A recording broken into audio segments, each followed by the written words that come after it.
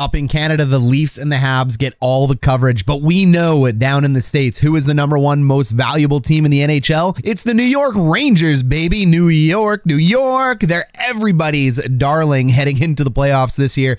There are more bandwagon or coming out revitalized, re-energized New York Ranger fans than I think I can recall in the last 20 years, and I don't blame them. It's an exciting team to be around. So New York Ranger fans, let's break down all the reasons that you're going to win the Stanley Cup this year, and then let's break down all the challenges you may have. But please keep a note that this is a massive team on the rise, regardless of how it shakes out this year. Let's get after it, Ranger fans. This video series on our channel is brought to you by BetUS. We use BetUS's odds and odds makers to help us rank our teams in this video series. Look, if you're going to invest millions of dollars in odds makers, actuaries, and mathematical data science in order to go ahead and rank the NHL, who are we to tell Vegas or any of these folks that they're wrong in $1 billion a year business? And if you want to go ahead and be right or beat the odds makers, sponsor us by going down below and clicking the link if you're over the age of majority, heading over to betus.com to get your 125% playoff bonus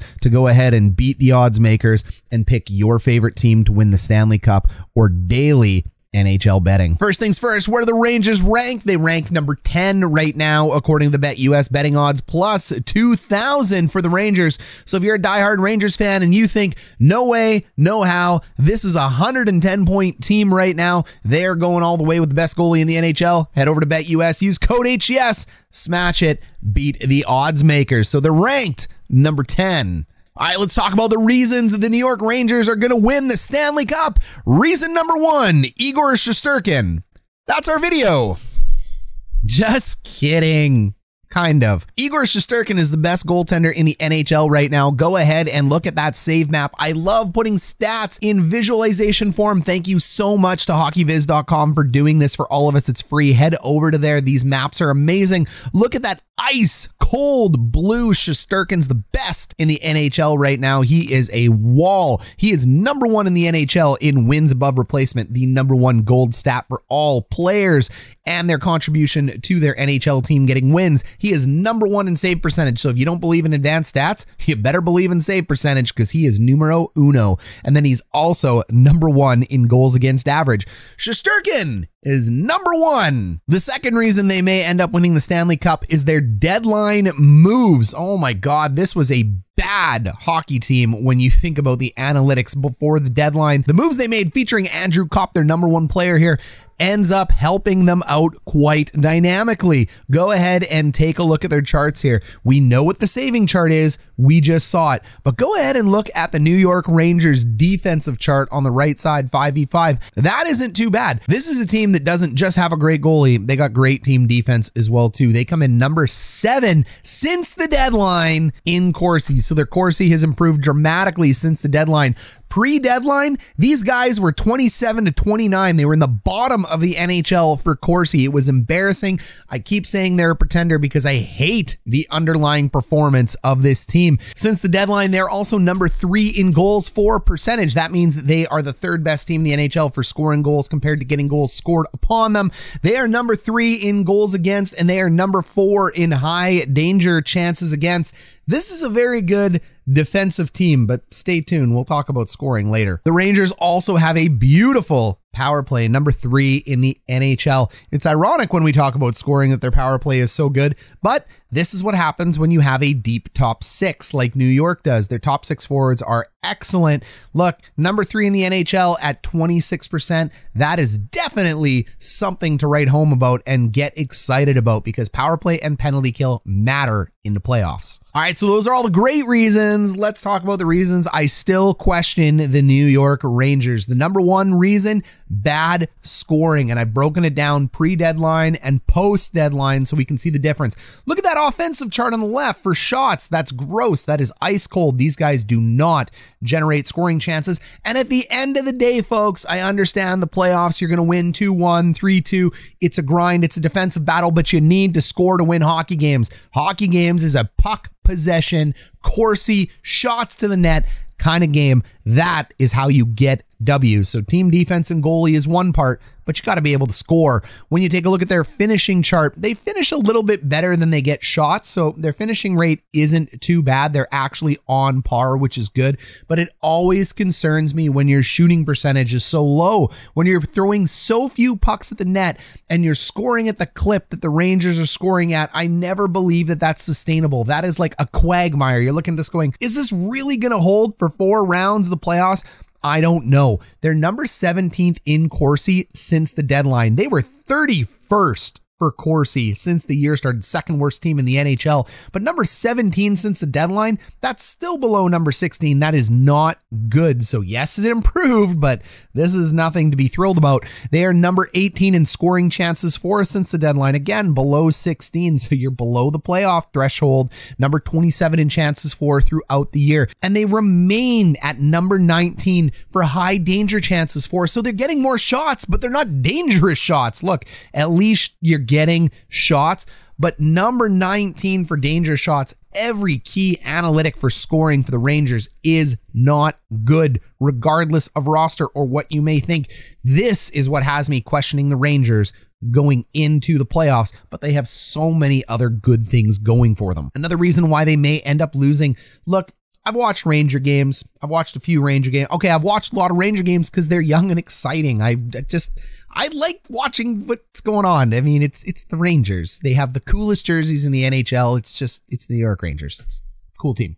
Anyways, they dump and chase way too much. Ew, I hate dump and chase hockey. If you're dumping and you're chasing, you're not winning. It's a puck possession game. This is a very old school tactic, but what else did we expect when they got bigger, badder, and tougher? They gave up some of their skill to go ahead and get size and toughness to compete with the likes of the Washington Capitals. So far it's worked. You can't argue with results, right? But I hate dump and chase hockey. It might be a reason they lose. Rosters or depth charts, lines aren't fully present or in order. The source, frozenpool.dobbersports.com or dailyfaceoff.com. Both are the same. Number 2, rankings. We use wins above replacement, known as WAR. WAR comprises goals, assists, power play points, PK points, defense, shots, and more. It is an all-encompassing stat. Source is evolvinghockey.com. Player classifications are my choice. Franchise, elite, top line, top 6, middle 6, third line, bottom 6, fourth line, enforcer, depth in that order. Color grading is based on classification and rank. Gold is overperforming, white is performing as expected, and red is underperforming or dust. Let's go ahead and take a look at the New York Rangers roster. Look, this is a roster with a lot of holes, and Ranger fans don't like when I say that, but this is a roster on the rise, baby. Look, it's not done yet. This isn't the Calgary Flames that are losing their top 4 players to free agency next year and got to sign a whole bunch of big money deals. This is a team on the rise. So this is a team with amazing team defense. This is a tough team. This is a team with an amazing goalie. Can you imagine how good this team is going to be when these holes get patched and their players develop the way they should? This is a team that's going to have a long run in the Metro Division. So don't get too overly, like, oh, this guy hates the Rangers. I just don't think they're ready this year. When you go ahead and look at the roster, Kreider and Panarin are their 2 best players. I said Kreider is their most elite player. Ranger fans were like, it's Panarin. We watched the game. Look, I get it. Panarin is the more skilled guy. Fully understand. I can't argue with a 50-goal season. I don't care if 25 of them are tips. It's a 50-goal season. It may be an outlier, but right now, in this moment, you always take the goal scorer. Panarin is the most skilled guy on the team, but at the end of the day, 50 goals, baby. 50 goals.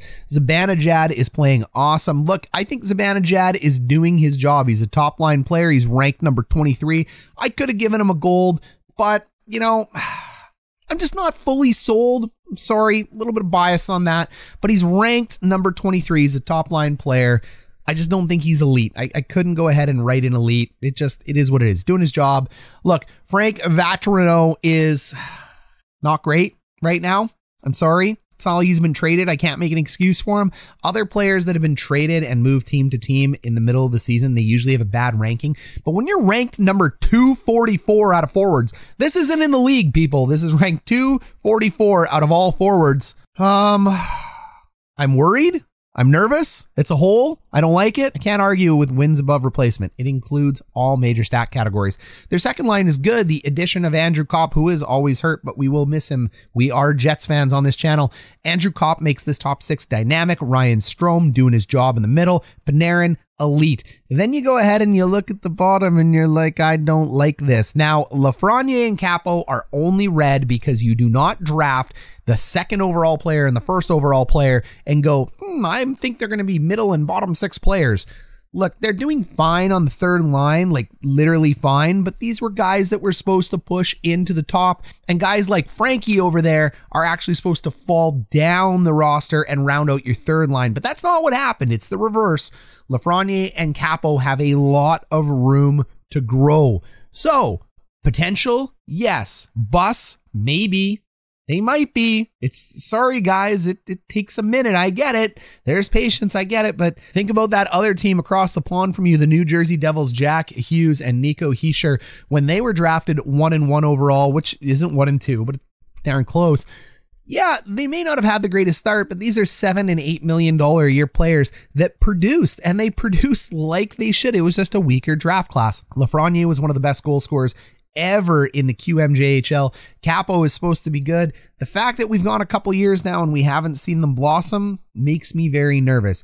Nico and Jack were blossoming well before this. So when you're a top player like this, I get nervous. Sorry, I spent a lot of time on those guys, but good third line. They just get a red.